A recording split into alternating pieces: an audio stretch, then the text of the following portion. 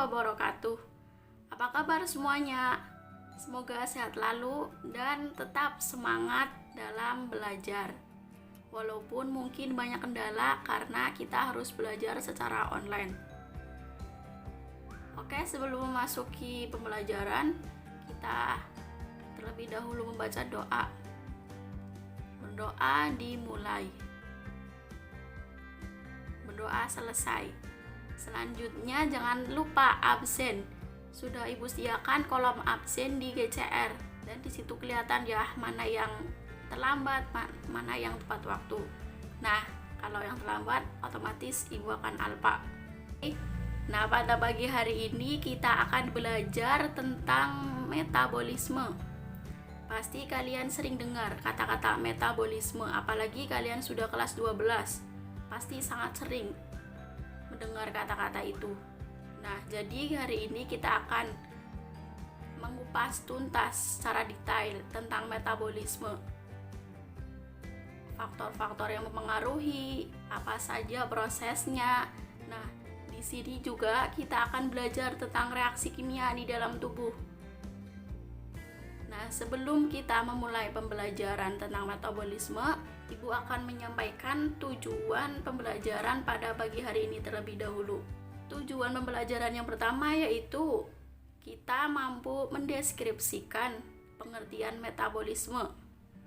Yang kedua, mendeskripsikan karakteristik enzim. Dan yang ketiga, menganalisis faktor apa saja yang mempengaruhi kerja enzim. Oke, kita akan bahas selanjutnya. Metabolisme. Nah, metabolisme ini merupakan bab kedua dari mata pelajaran biologi kelas 12 semester ganjil. Nah, sebelumnya Ibu akan menampilkan sebuah video tentang pengertian metabolisme. Oke, simak video berikut ini. Apakah selama di rumah saja kamu rajin berolahraga? Entah itu jogging, goes bersepeda, atau mungkin bahkan berenang. Nah, pada saat berolahraga, tubuh akan menghasilkan keringat sebagai bentuk hasil ekskresi. Ekskresi merupakan contoh dari proses metabolisme. Lalu, apa itu metabolisme? Sederhananya, metabolisme adalah proses kimiawi yang terjadi di dalam tubuh makhluk hidup.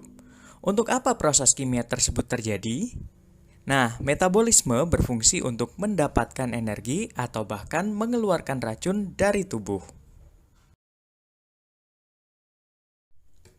Proses metabolisme yang berlangsung di dalam tubuh melibatkan enzim yang berfungsi sebagai biokatalisator, yaitu mempercepat reaksi kimia tanpa ikut bereaksi.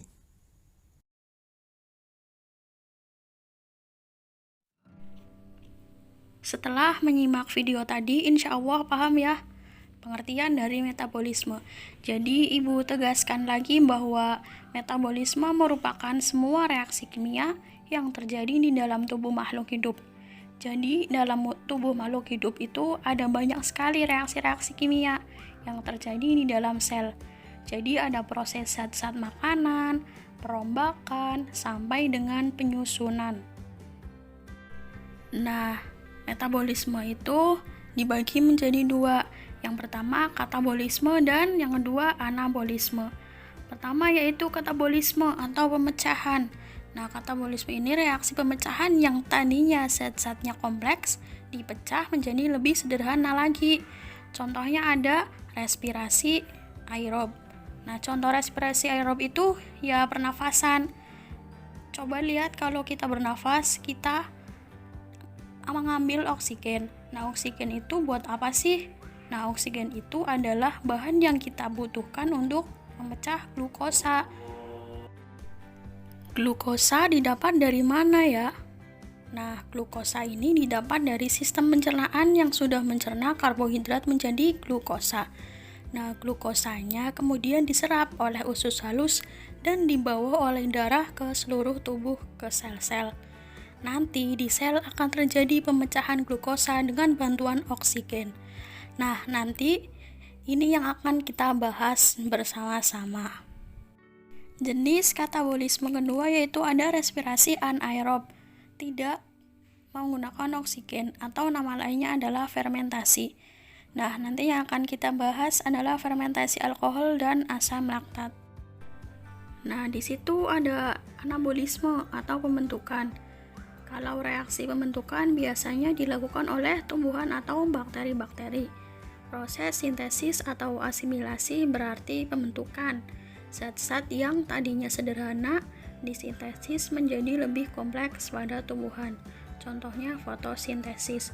Nah, proses fotosintesis ini memerlukan cahaya matahari. Nah, sedangkan yang kedua ada kemosintesis. Tidak memerlukan cahaya matahari. Biasanya terjadi pada bakteri atau fungi atau makhluk hidup lain yang bisa mensintesis makanannya sendiri. Nah, pada pertemuan kali ini terlebih dahulu fokus pada enzim dan pengertian metabolisme. Jadi, karena materinya lumayan banyak, tidak mungkin bisa dibahas semuanya pada kesempatan hari ini. Jadi, fokus ke enzim. Nah, sebelum masuk ke anabolisme dan katabolisme yang tadi, kita harus mengetahui bahwa semua reaksi kimia dalam makhluk hidup membutuhkan enzim. Oke, selanjutnya kita akan membahas tentang enzim. Sebelumnya kita sudah mengerti ya apa itu metabolisme dan secara singkat kita membahas materi yang akan kita bahas selanjutnya nanti. Nah, jadi pada pertemuan kali ini kita fokus pada enzim terlebih dahulu. Semua reaksi metabolisme membutuhkan enzim sebagai biokatalisator. Biokatalisator itu apa ya? Bio yang artinya makhluk hidup dan katalis yang artinya mempercepat. Jadi biokatalisator itu merupakan zat-zat atau senyawa dalam makhluk hidup yang berfungsi untuk mempercepat jalannya reaksi. Karakteristik yang pertama yaitu mempercepat reaksi dengan memperkecil energi aktivasi. Nah, energi aktivasi ini merupakan energi yang dibutuhkan untuk memulai suatu reaksi. Kalian harus ingat-ingat bahwa dalam melakukan apapun itu pasti energi di awal itu yang paling sulit dan yang paling besar. Tersusun atas protein dan diaktifkan oleh gugus prostetik berupa koenzim atau kofaktor, berupa zat organik atau zat anorganik. Nah, di situ terdapat ada haloenzim. Nah, haloenzim ini enzim yang sudah aktif atau utuh. Dibagi menjadi dua, ada apoenzim dan gugus prostetik. Nah, apoenzim ini merupakan gugus terbesar, tersusun atas protein.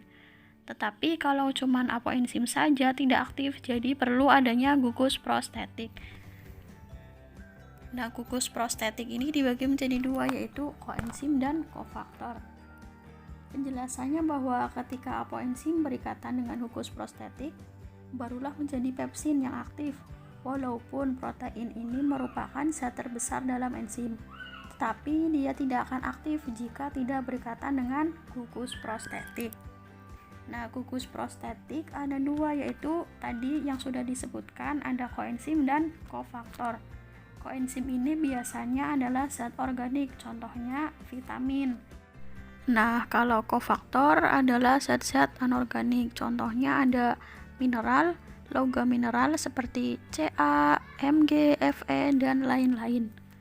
Karakteristik enzim yang ketiga ada reaksi bolak-balik atau reversibel. Contohnya kita sudah mempelajari nih dari SD yaitu amilase. Nah, itu merubah amilum menjadi glukosa. Selanjutnya, amilase juga bisa merubah glukosa menjadi amilum. Jadi reaksi enzim itu bersifat bolak-balik. Karakteristik yang keempat yaitu bekerja secara spesifik terhadap substratnya karena memiliki sisi pengikatan spesifik. Contoh nih, amilase. Nah, amilase itu fungsinya kan untuk merubah amilum menjadi glukosa. Yang dimaksud kerja spesifik yaitu amilase ini enzimnya. Kemudian amilum ini adalah substratnya. Glukosa itu adalah produknya. Jadi, enzim amilase hanya mau substratnya saja. Amilase tidak akan mengikat protein sebagai substratnya.